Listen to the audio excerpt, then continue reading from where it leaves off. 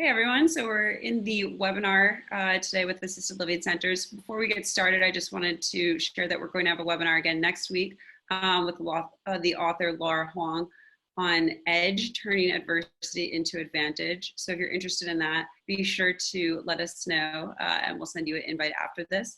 But first, the webinar this week is all about frontline workers in the assisted living space, how they're coping with COVID, the messaging changes that they're making, even just the HR challenges and restructuring practices that are going on right now.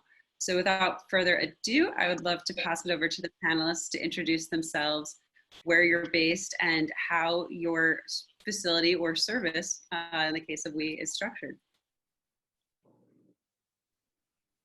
Okay, so my name is Wee. I'm the CEO and founder of Clipboard Health. It sounds like we're maybe similar to Connect RN. I just saw the chat from Allison Sproul. So we help facilities connect with nurses and nursing assistants. We're a fully remote company. We have over 100 employees at this point, and we are we're mostly California based, but we've started expanding beyond California. And I'm Francis LeGasse, owner and CEO of Assured Assisted Living. We specialize in the small care model. So what that means is we've got 10 locations that are purpose-built ranch-style homes that have 8 to 12 residents, 2 staff members on shift. So we have a great staffing ratio. But what's really unique is that we built staff quarters, apartments at most of our locations for our team members. So it really helps with continuity of care, their ability to have housing, and some of the other benefits that I think are really important as we see changes in long-term care. Hi, I'm Donzella Burton. I'm out of Baltimore, Maryland. I'm the owner and CEO of Berkshire Assisted Living and Buckingham Manor. They are small residential assisted living facilities. Buckingham Manor is a 12-bed facility, and Berkshire Hills is a 9-bed facility. And basically, we take on residents that have dementia that are 65 plus. And I'm Meghan. We're located in San Diego, California. The ARC of San Diego, we support individuals with intellectual and developmental disabilities. And we do that through employment services, day programs, but also our residential services where we operate 10 group homes of 6 beds per home throughout the San Diego region. Great, thank you guys so much. Now, I always find these presentations to be a little bit distracting, so I'm just going to close out of that and let us talk. I wanted to kick it off. Francis, this is actually your second webinar brainstorm session in the past month. I understand that you had one a few weeks ago with other assisted living home centers talking about messaging. What do you think were some of the great takeaways from that as far as how centers can be positioning themselves right now and communicating with both their employees and also just externally? Lydia, that's a great question, because I think right now during COVID, we're seeing a shift. The big consistent theme was talking about care. We're seeing more questions around how are you both providing care? What is your staffing ratios? What supplies are there for your frontline workers? How are you communicating with families? So I think it really comes down of putting your care model first. And for a long time, we were talking about hospitality and how important hospitality was. That's still an element, but families really want to know how you're keeping their loved ones safe, healthy, and engaged. And that was the recurring theme, is making some shift away from hospitality focus to care focus. Interesting. And so we have a live Q&A. So I have questions that have been collected ahead of time, but also as people tune in and want to ask questions, you're more than welcome to. One question that was submitted so far is from somebody who manages an assisted living home, and they're having a hard time hiring cleaners. Wondering, with the panelists, have you hired external services for this? Or have you had, I suppose, internal people step up to take on some of the additional work?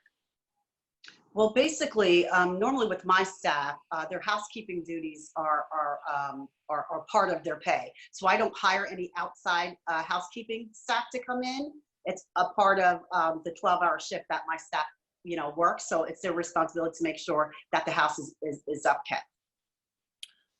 We definitely have upped our infection control protocol. So we used to do it every couple hours. We're almost wiping down hard services every hours, but it is by the direct care team right now, just because, we want less people coming in and out of the building, quite frankly. That's the biggest concern, is the more outside people coming in, the more possible asymptomatic people could be bringing it in.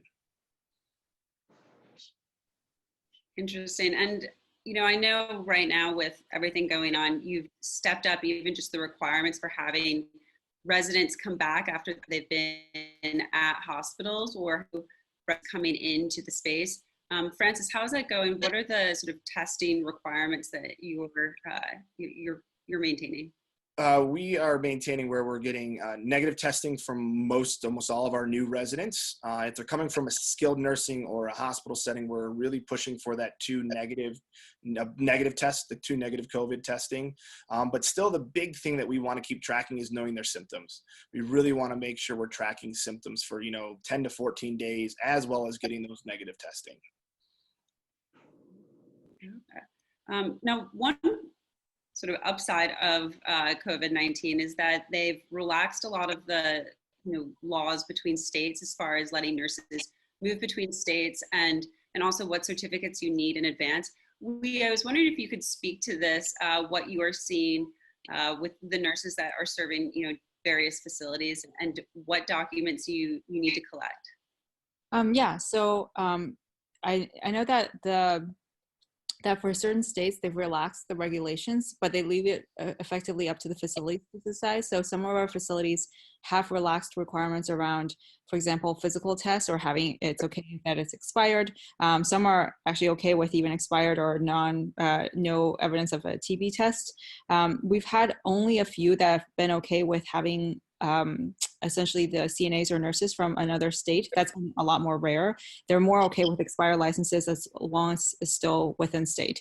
But across the board, especially for ones that are pretty desperate, they will be more willing to work with you on a case-by-case situation. If you're like, we have this great healthcare professional who can work today, but we haven't been able to collect this document from them, they're usually like, that's okay. And then we just make sure that we have it in writing, so we have that shared understanding. But yeah, some relaxation generally across the board. And are you seeing an uptick in demand right now from nursing homes? Perhaps maybe you could share a little bit about how your company is structured and how you're serving them in general. Yeah, so we mostly just provide staff for these, some of these assisted living facilities and nursing homes. And what we've seen is the demand is not an uptick across the board. It's really depending on where the community is. So, for example, facilities that are COVID positive tend to see a uptick in demand there, or some where they have their own nurses go into quarantine for 14 days. It kind of goes in cycles. Then we have a uptick in demand there, or places where there's some turnover right now. But in some places actually there's a they actually are saying, like, we don't want anyone from the outside because we want to make sure that we know every staff member, like these are people who've been with us for a while, like we have a more controlled environment. And that's the case for mostly some of the COVID negative facilities who really want to keep it COVID negative. So they're actually really tight on restricting outside visitors, not just visitors, but outside staff. So, but again, so we kind of we're seeing things across the board again, like uptick in some places and actually a freeze in some other places. Yeah, and Meghan, with the ARC, you are overseeing, I believe it's 1,300 staff members that you have, Yes. and you're seeing an uptick some places in terms of demand and where people need to fill in. How are you able to spread people out across 1,300? Big part of that is that we operate numerous different programs. So like I said, we have day programs where individuals focus on their daily living skills. We have residential programs where they're obviously supporting individuals living in group homes. And then we have employment services. And so that's an area, especially in relation to COVID-19, we've seen a continuum of care because we support individuals with disabilities in their employment. And they are typically, as a group, the most unemployed and underemployed within the United States. And so it's very important that we're able to maintain those services. and support those individuals as everybody goes through this economic downturn in being able to maintain services and employment as they can. So a lot of our people that we support are actually those frontline workers. And so we've been able to support them as they need to transition into wearing the PPE at their employment sites, being able to provide different services. But also really we've transitioned where our day programs, we closed down, but we're able to continue paying staff and transition some of those into our other programs to be able to maintain their employment, but also being able to maintain those services for a population that we support that are especially vulnerable during these time periods. So being able to have those resources, we're also able to provide staffing services to other areas, which is a great factor in the stability of our staff who have been with us for a long time and their willingness to go and support other programs that maybe needed some additional assistance. It's wonderful. Donzella, I believe you reduced the shift length, even cut some in half. I'm curious what led to that change and how it's going.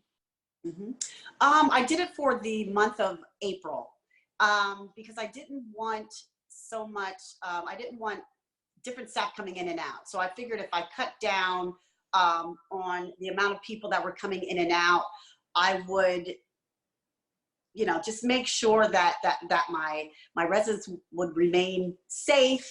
And I guess in the beginning, I was not sure how this whole COVID-19 worked. I wasn't sure who was affected, who could be affected, you know. So I think at first I was a little scared, I would say, and I think I kind of panicked and I didn't pivot. So I panicked.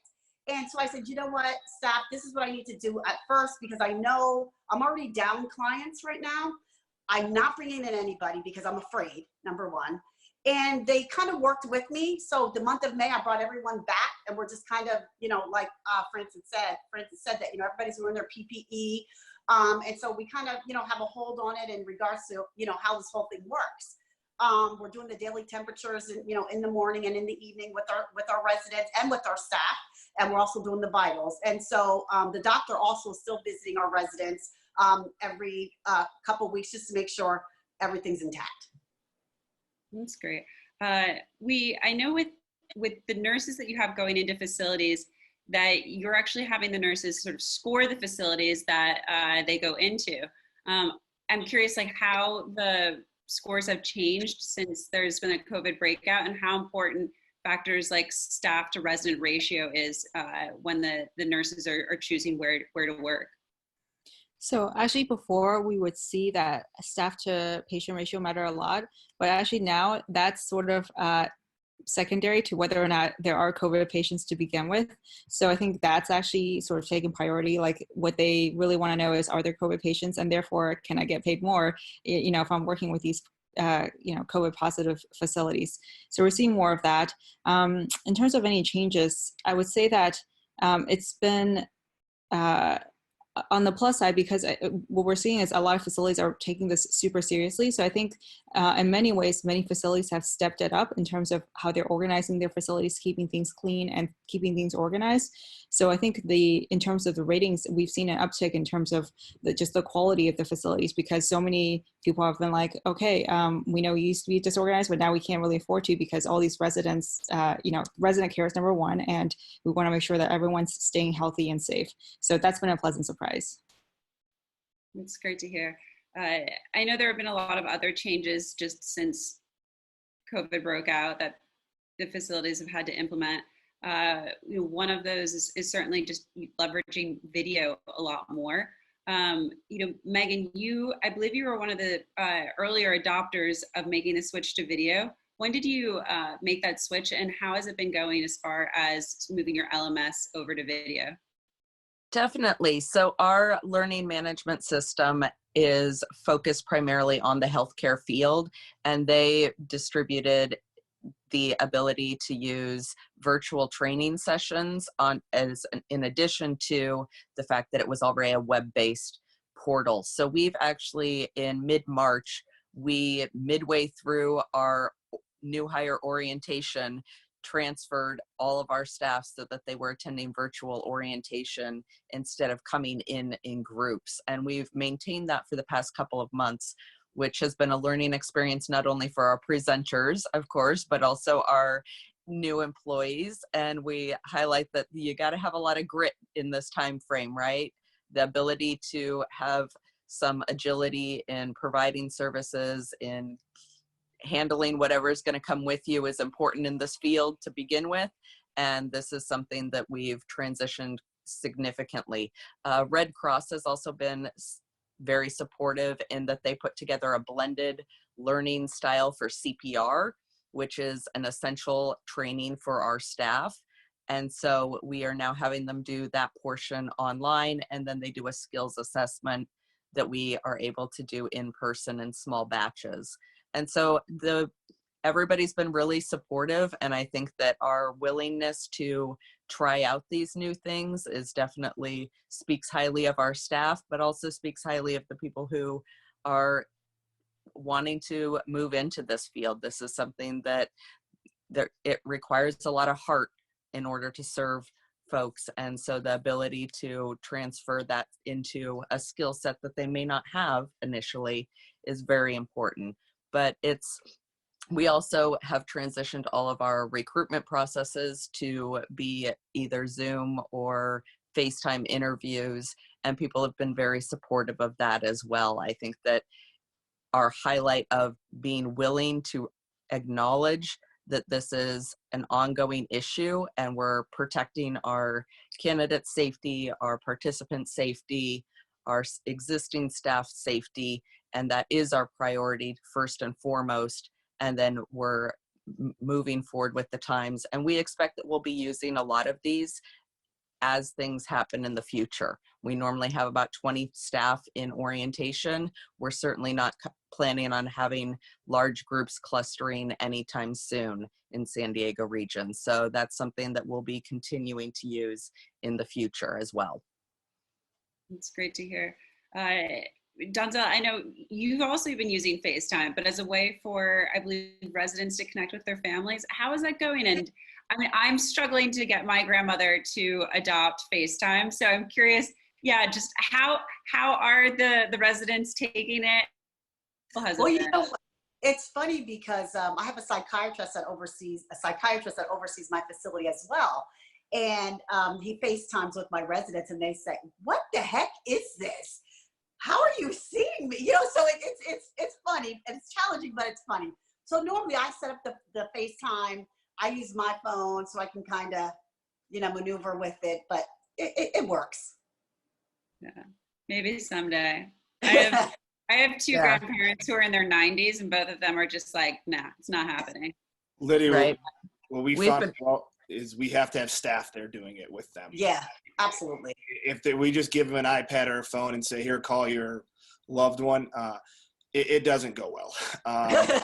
We also we're trying out Facebook Portal, I think, or the Facebook Portal device to see how that goes, because we're finding that might be an easier way to connect, because it's kind of can stand on its own versus someone having to hold it, and they're relatively affordable.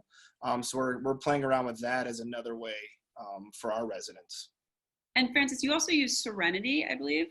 Could you talk about that? Yeah, so Serenity Engage, Serenity app, it's a startup that was based out of Denver here, and it's a HIPAA compliant communication platform. So it's an actual app on the phone that we essentially have a channel like Slack for each of our residents in that particular location. And then the POA is the main contact in that channel. The POA can then share that with grandkids, whoever they want, to get access to that channel. So we upload one photo or send a text in that channel, everybody can get it. So it helps us from, sharing information clearer, faster, easier, versus maybe calling 4 or 5 different family members. So we're finding an improvement of ease of access for streamlining communication. Very cool. Are there any other new tools that, just you've come across? I feel like when we chatted in the prep call, you joked that a lot of healthcare facilities can be 10 to 15 years behind in technology, and now there's been this sudden like rush to catch up. Yeah, I'm super excited. I love technology and efficiency creation that it can. Obviously, in the early adopting, it can be a struggle, but I think long term, it's how we provide better care, better oversight, better communication. Another one that we've been looking at is Rendeavor. It's a virtual reality platform that can not necessarily be tied to a headset, but projected to a TV. So you can do some type of engagement where essentially if my loved one has a headset or the ability to do it at home, we could both look like we're sitting on the couch having a conversation. Oh my gosh. Yeah. It's the future. The future is here. With your staff, you get the opportunity to go into a number of nursing homes. Since you're sending nurses to fill shifts and to work all over the place. Are there any sort of exciting things that you've heard about some of the facilities that perhaps others, might, be interested in learning? I was going to say that actually, speaking of video orientation, some of our facilities are offering phone orientation, which was really unusual to me. I mean, video made a lot more sense, I guess, because you can actually see the facility. But for us, I guess some of them are not used to video for whatever reason. They're like, we'll just do it over the phone. I think there's we haven't seen any, to be honest, like in terms of the day-to-day, it hasn't changed that much. I think there's just a lot more appreciation for the staff, which has been really nice, because some of these people, I think you almost take it for granted, like that, you're in the world pre-pandemic, and now with everything that's going on, there's just so much more appreciation for all the work that they do. And so I think our nurses are feeling happier working, and again, they're getting, some of them are offering obviously higher pay, which has helped them a lot, and then also just like more thankfulness for the fact that they are there to begin with. Yeah, I every night I watch Jimmy Kimmel, and they like feature nurses on there, and there's been this real focus on them as the heroes during all of this. If local restaurants or other businesses would like to donate, food or other things, how can they do that? Meghan, would you be able to speak to that with the ARC? Curious how companies in San Francisco could be connected with you. We also, Workstream works not just with assisted living, but we have hundreds and hundreds of restaurant locations. And I'd love to be able to share, what can we do? What can we help you provide? Definitely. So our marketing and development team kind of consolidates all of our donations and different forums that come together, because we're so spread out throughout the San Diego region that obviously something up in San Marcos isn't going to necessarily be the same provider for down in El Cajon.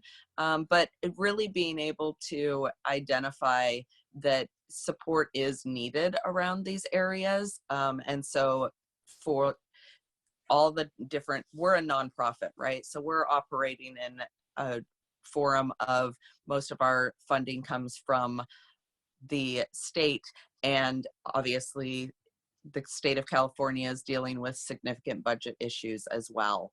And so being able to maintain those standards is always of concern for us. So focusing through on the development team, but also being able to just recognize that these workers are essential and that they are providing support services ongoing that are necessary in day-to-day life for all of the individuals that we serve is really important. That's great. And by the way, the Q&A is open. So if people want to submit questions, you can do that using your name or anonymously if you prefer. Here's one. Allison Sproul said, I've noticed that different states are handling things pretty differently. For across multiple geographies, have you been able to get workers' compensation improved for your clinicians who have contracted COVID-19 while at work for you? I guess, would anyone like to take that? I haven't had an issue. We have not had that come up as a challenge yet. I really haven't looked into it, but that there is definitely some, I know, concern even with like general liability insurance, if it would be applicable during the time of COVID. So I think that's something that you definitely, people have to start looking into. Like I said, it hasn't come across my desk yet as a problem that we had to figure out, but I'm going to look at it now. That's a great question. Yeah. Have you seen that at all with the, not yet? That's good. Well, let's all knock on wood, right? And for people who have tuned in late, so Francis is based in Denver, Colorado. Donzella's facilities are based in Maryland. Meghan is with the ARC in San Diego, so California, and is the CEO of Clipboard, which helps staff nurses for shifts. Well, I suppose maybe this would be a great chance to talk. What cities are you currently in, and where are you planning to expand in the near future? So again, we're mostly in California, and places we're probably gonna go. I mean, I think Colorado is definitely on our roadmap for this year. We're probably gonna go to Colorado. We're looking at places in Texas and other places that are sort of like Pacific Northwest or West Coast / Central Coast is some of our focus areas for the rest of the year. Yeah. So another question we just got, can I know a little bit more about Workstream and how it's helped the panelists? You're one of our most recent adopters. Maybe you would like to speak to that. Me? So I'm not using it day to day, but I know our team loves you guys. We've used you guys to help us acquire nurses onto our platform. And I know that our head of marketing has spoken really highly of you. To be honest, he was very skeptical at first. I think he actually just said we were not going to use Workstream, but then I encouraged him to just give it a shot. And he said it's been working out super well in terms of, again, getting more nurses for these shifts. That's great to hear. One of the things, just as background, Workstream is really just a way to be able to post to multiple job boards and then send us screening questions. I know with Clipboard, one of the things that comes up a lot is collecting all of the various certificates that the nurses have. So just being able to streamline the paperwork collection to get them going, and doing the virtual interviews, also identifying tax credits is something that we're really focused on in this quarter. So anyway, if people are interested, you can ping me after, lydia@workstream.us. So happy to help with that, but we really want to keep this off of Workstream. It's not just a Workstream webinar, really trying to help the community understand sort of what's going on. John asked, how have folks been able to keep morale high during such volatile times? I guess, Donzella, would you be able to share with that? How are you, with your team members keeping morale high? Well, because I have smaller facilities. But you're also a coach. I see you. You have a huge following of people who have assisted living facilities. By the way, Donzella's thousands and thousands of people who are either have facilities or who want to are following you. So I guess, what are some of your tips for people trying to keep morale high? Yeah. All right, so keeping the morale high at my facilities, I'm always there. So I'm always engaged with my staff and with my residents. And I always try to make sure I bring them snacks all the time. I have word games and stuff like that. And I always try to make sure that everybody's happy. And if my staff's tired for any reason, I always just try to pick up a few hours and, I'll work. And the staff, they appreciate that, and I know it's hard for everyone that's involved, not just for, the family members or the residents, but the staff, they have families at home and they want to spend time with their families and they need to be safe as well. So I just try to make sure that everybody is happy across the board. Yes, as you mentioned, I am an assisted living educator. They call me the assisted living coach. So I do educate and teach individuals on how to start their assisted living businesses from start to finish. So I started that business maybe 2 years ago, and yeah, it's great. What made you get into being an assisted living coach? Well, I literally got thrown into being an assisted living owner. I knew nothing about healthcare whatsoever. I was a 9-to-5er in corporate America. I'm originally from Pennsylvania, and I moved to Maryland. Someone introduced me to assisted living. I got into the whole assisted living. It's going on 9 years, and I would always get questions or calls. How do you start an assisted living? How do you do this? What do you do? I said, you know what? I need to start putting a price tag on this stuff. So I turned it into a business, and it's doing very well. Starting June 1st, I have an 8-week assisted living coaching program coming up. And I'm only taking 10 people at a time because I want to be able to give them that undivided attention. But it's great. It's a great tool for people because a lot of times they're Googling, trying to find information, and they're spending a lot of unnecessary money because they don't know the right questions to ask. So they come to me, and I help them get their business up and running. Yeah, that's wonderful. I think that, you know, there's also, Francis touched on this earlier, just this shift towards, you know, like bigger isn't better. There are a lot more sort of smaller assisted living centers coming out. Francis, with that, I believe in our previous like prep call, you mentioned that some of the bigger centers are splitting up into smaller groups right now. How is that going, and what spurred that? I think they're trying to figure that out because what's happening right now, at least in Colorado, if you have a COVID positive, I think it's 2 cases or more in any one location, you have to go through basically a 28-day quarantine or shutdown where you can't move anybody in. But I also think we're starting to realize with the staffing challenges, right? How do we not overload our staff? You know, some places that are short-staffed, you could have one home health aide or CNA try to, you know, responsible for maybe 10 to 14 residents. That's a lot of stress on them. So then we're burning them out a little bit more as well. And I think, as Donzella said, it's important to find those bright spots, right? To have a sense of positivity, create a sense of welcoming and warmth that you feel you're being heard as a direct care partner. And if you're not being heard, and you're going to get frustrated. And I think that's part of what we have to do better is find ways to engage our staff, not just our residents. And I think it goes beyond the monetary compensation. It has to be through, I don't know, gift cards or a party. Like we're doing a big, tomorrow we're doing a parties at all of our houses where we brought in Chick-fil-A, and we're going to do some fun for the residents and the staff tomorrow. So we're trying to do those little things to keep morale up since we can't do outings or can't get off site as much. Well, let us know next time. We might be able to connect you. We have a lot of Chick-fil-A's that use Workstream. Okay. So all right, so we'll do. we're always like connecting them with other people on the platform to be like, hey, they would like this. And Francis, I know that with your staff, you have the staff actually living with the residents in the same housing. Are there any sort of additional precautions or concerns that you have because of the COVID outbreak? Yeah, it's really getting conscious of our staff not going off site, even because for a long time, Colorado was under stay-at-home order. We just released that to a safer at home order.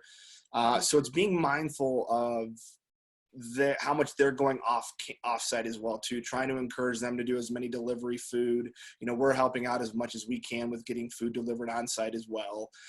Just being conscious of what their interactions are and who they're interacting with, because again, they could be an asymptomatic carrier and vice versa. So trying to be conscious of now that we're in this more relaxed state of where they're going, what they're doing, trying to really reinforce that. Helpful. Great, we got another question. Would panelists be willing to share what they did for Nurse Appreciation Week? What were some of the best received ways to show your love for clinicians? Leave this one open. I mean, I'm curious, like, are there any things that you heard that your nurses were really excited about, or, you know, Meghan, Donzella, just, I don't know, special Nurse Appreciation Week things? Or every week Nurse Appreciation Week? Unfortunately, I would say not. The nurses that come into my facilities are contract workers. So I may only see them once every 45 days. So I would say no. We have a pretty small nursing team. So we kind of focused in on individual recognition for each of them because our nurse administrator managed that with her 3 nurses that oversee our 10 homes. The other big factor for us was Direct Support Week, which is in October. And we did where we provided personalized thank you cards from our CEO. We provided swag, right? So we gave everybody We Love Our DSPs hats. things of that nature. And so recognizing kind of all of the people involved, the nurses are specialized care that we certainly appreciate on every resource, but really also being able to provide that support to everybody who's working in these facilities, right? And we all recognize that, from the staff that are providing that direct care to if you have outside janitorial staff coming in, all of the different areas of this is ongoing support. And so making sure that those people are recognized on a regular basis. We've been doing individual shout outs to our different providers on social media as well, with the identification of specialized services that they've provided, whether that's remote services that we're providing to our individuals, or whether that's something where we're recognizing a group as they've transitioned part of their population. And so I think every little portion helps, but that's a big aspect for our organization anyways, right? We have 1,300 staff located all throughout the county. It's the recognition day to day by their immediate managers is, right, everybody knows you quit a boss. So those ongoing aspects that people provide, like Donzella did it perfectly. She's like, hey, I show up, I get you rest breaks, I provide you with snacks, I show you how much I care about you. That's what it all comes down to, is showing them how much they're appreciated on the regular day-to-day basis, not just because this is happening right now. Yeah, I love that point that you quit a boss. I always tell people, there are no bad employees. There are only, bad hires, and there are bad managers. This either was the wrong person from day one, or this was, a bad manager who's not elevating and cultivating that. Thanks, guys. Just one more question for Meghan. Somebody said, I'd love to hear more about the unique challenges you and your team are facing with developmental disability residents. I guess right now with what's going on in the world and all just like the negative news, are there, how is that going? Have you had to do special training to understand how to communicate, or calm people down with this? Well, obviously that's our regular operations, since that's the population that we serve in numerous forms. I can tell you that there's a higher level of concern, right? So being able to provide information around, it's a lot harder to describe why you can't leave the house, why they're regular programs. These are often individuals who thrive on structure. So having that structure removed has been a challenge, but thankfully the continuum of care of having staff who have been there and are supportive and being able to explain why it is that we're staying at home, we're staying safer. We've been providing a lot more remote services, so people are getting to still work on some of their daily living skills via FaceTime, right? And that has been really supportive. We've had a lot of participants who are very excited about all of that, but it's also a scary time, right? And it's also a concern around, these are individuals who often have been sidelined in society, and there's concerns about that's going to happen more so. And so making sure that there's still an inclusive population. We're still working. There's still, a lot of the people that we support are those frontline workers. They're working in the grocery stores. They're working in the different areas where they're getting that recognition. And so we're continuing to support them in that. But I think that there's definitely a heightened concern within that community as they move forward towards more and more integration as time goes on. And this is a setback. Yeah. Francis, with your community, how have you sort of helped manage the stress and explaining to the elderly community? Are there additional steps you've taken there? Yes, we have a large majority of our residents have cognitive impairment, some whether diagnosed or undiagnosed dementia, or and so it's a fine line. Some will be able to understand that there's a germ out there that that's why they're not able to physically connect with their family, and that's why we're doing the virtual FaceTime, Google Hangouts, Zoom visits. and then some, you repeat it too much and they feed in the negativity of it. And so you can really see a change in their depression almost, right? Because they get concerned that, oh, this is going to really negatively affect us. So we really try to keep it positive. We don't really have the news on too much. We don't encourage, our model is not encouraging residents to stay in their rooms. They really want them out of their rooms so we can engage them from a staff standpoint so that we don't get that perpetual isolation and negativity that can right now, I feel like you turn the news on, it can be kind of shocking with what's going on. And so that's really what our model is trying to, get outside. We've got great weather right now in Colorado. So all of our houses have a patio or back porch that we try to get out and have lunch and spend days outside because sunshine helps with the positive attitude goes a long way. And howling. I mean, in Right. Colorado, I love that. When I read that people in Colorado howl at 8 p.m., I was like, that's amazing. Yeah, it's actually getting pretty loud. You can hear it throughout a lot of the metro area now. You can really start to hear a very big turnout of it. That's awesome. In San Francisco, people are just, they'll shout and they'll clap. And I know in New York, there's a lot more of like the pan batting. In Italy, they're singing, but howling, that's awesome. I wish that would spread. So we have another question from Rosemary Jordan. Are any of you using or thinking about using symptom tracker apps, such as the one announced this week called Protect Well? That's the United Microsoft partnership. We're already kind of putting all that information in our electronic MAR. So we use an electronic medication record. So we're already tracking it that way. I haven't looked at any of those apps, but we really want to keep less systems to have to share data between right now is better, I think. So unless there's something really revolutionary, they can streamline between, chat between the two systems. We're probably just going to keep everything in our EMAR, which is what we've been doing since March anyways. Great. Well, I want to be respectful of everyone's time since I know you're so busy. Unless anyone has any final questions, I think I'm going to give people a moment or two if they want to enter anything else in. Otherwise, any questions you have for myself at Workstream or for the panelists, I can pass this along to them.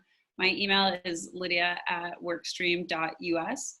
I'm happy to pass along other questions.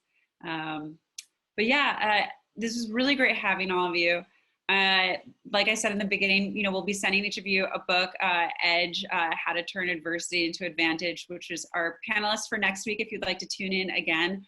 Also, I'd like to invite, any people who tuned in this time for it.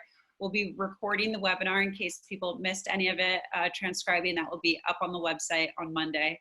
But yeah, thank you everyone for tuning in. And thanks for joining the panelists. Thank you for the opportunity, Lydia. Appreciate it. Pleasure to meet everybody.